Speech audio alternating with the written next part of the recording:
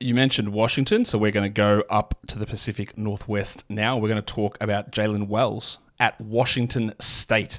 Another wing player, 6'8". He's going to be 21 just after the draft.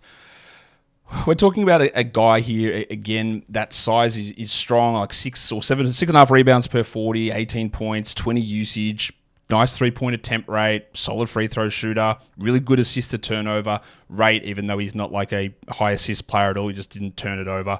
So basically, if you look at a usage 20 with no turnovers, no assists, you're talking about a guy that's basically just shooting sort of spot-ups. What's his role? He's got the size, obviously, that's that prototypical size, and that's when we talk about, I feel like when we talk about guys in that 25 to 40 range, it's like a 6'7 to 6'9, then let's just see what happens, because if they work, and every NBA team needs that, and there's just a bunch of players in that mix basically every year, and I feel like Wells is fitting into that area there. So what's his calling card? I think that's one of the things I want to look at in this draft where it is considered weaker, but players are going to have strength. So when an NBA team goes, I'm picking this guy because this, like, what's his thing? Well, he's a guy that, unless you're really a total college basketball nerd like myself, you probably didn't see too much of. Like, Washington State was a 7 seed, but for much of the year they were like hidden even from people who live in the Pacific time zone. What he's good at is he played well versus the best teams that they could have played. Like when they beat Arizona, both times they beat Arizona, he was good. He had 27 in one of those games, hit big shots, had his best games against the best athletes. So that meant a lot to scouts.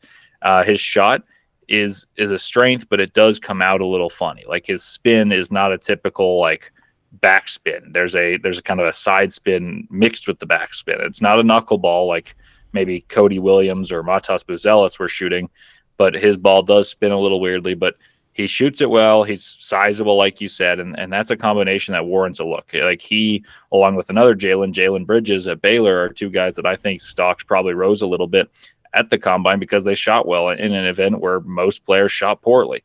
And it's sometimes that simple. If you shoot well in those type of settings, people give you additional glances. I'll give you an example. Ben Shepherd last year, I was at the combine. I knew who he was. The scouts knew who he was, but no one in their right minds at that point, I mean, that I spoke to at least, had him ranked even within the top 30.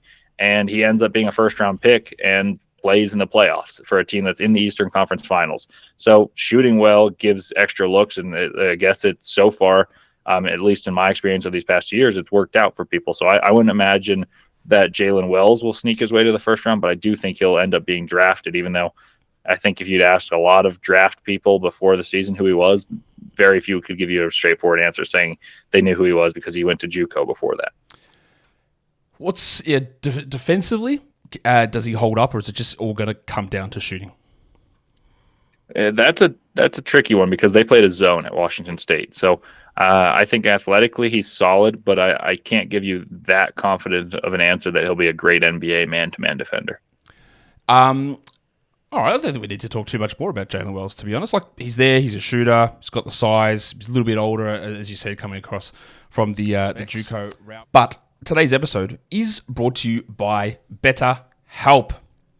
With BetterHelp, it's therapy, but we all know that there are certain different things that therapy can be useful for. We have different stresses in our life, big or small. It might be something that happens with our sport team. It might be our team's GM taking Davion Mitchell in the top 10 of a draft when he was already 35 years of age and couldn't shoot. Who knows? Things can get to us at any point. And finding an unbiased way to get things off our chest, well, that's part of what therapy can do. It's a safe space to get those things out and figure out a way to work through whatever it is that is weighing you down. So if you've been thinking of starting therapy, give BetterHelp a try. It's entirely online. It's designed to be convenient, flexible, and suited to your schedule. You fill out a questionnaire, they match you with a therapist. If that doesn't work out and you don't like your therapist, which honestly happens all the time, you just request a new one and they change it over for you free of charge. Get it off your chest with BetterHelp. Visit betterhelp.com/LockedOnNBA today to get 10% off your first month. That is BetterHelp, HELP.com/LockedOnNBA.